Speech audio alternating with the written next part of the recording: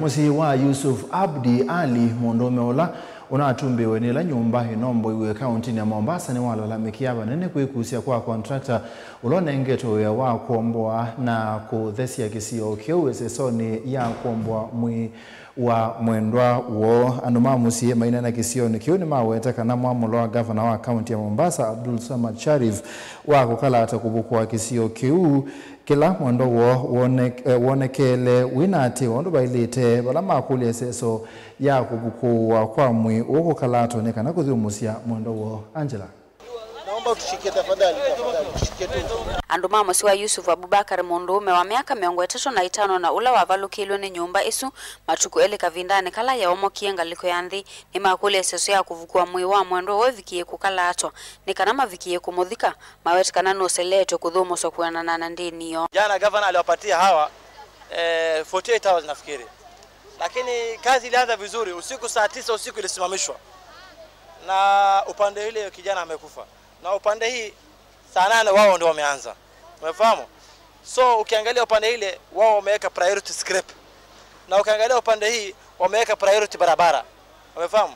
Na sisi ni Waislamu, kijana wetu tunafaa tuzike kama kawaida, akifa haraka tuzike haraka. Umefahamu? Na tumefanya subra, hatujajitokeza kwa medias wala nini, pale popote hatuja pia, lakini kitu ambaye tulikuwa tunangoja ni subra ili wakati yetu ifike.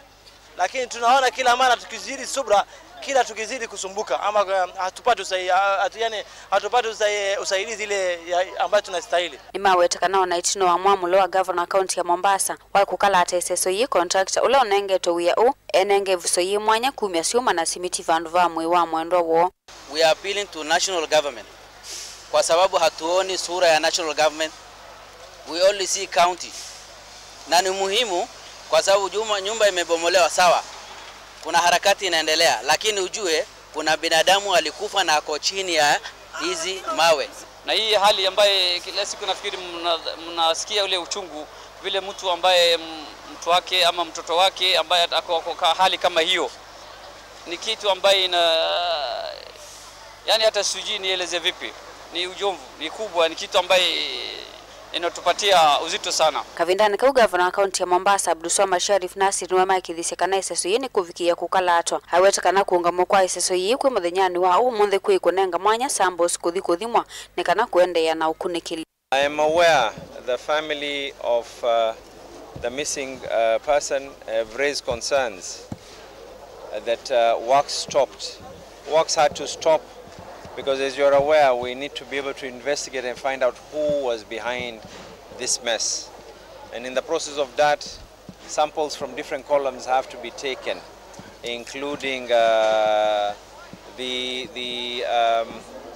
metal that was used and what quality of works that were done. Wanavuyevo nuombula kanando miongoleni wa vikietu kuikwambi novumu na dhukumi elima county kukonwe na kuomoka kwa mwako u vala umwe uvikie kuvuta na ongea vikia kuungamwa valengi watikana ondhe alama kuvikia kukwatikana mambo vitu etino wakunekiliwa siumwa ile nema kuvikia kuoso matambi alama ilete. 2 employees of the county government, one has already been sent on compulsory leave pending this to be finalized. Another one is going to be suspended pending the finalization of this particular report. As I had said, 2 weeks is when the report will be out, and we will get that report in 2 weeks. For now, we give a commitment that within about 48 hours, we should be in a position to have cleared this. Kilivote ya vilingi wa mauvo kuma kauntini ya Mombasa ni tawa Angelina Mose.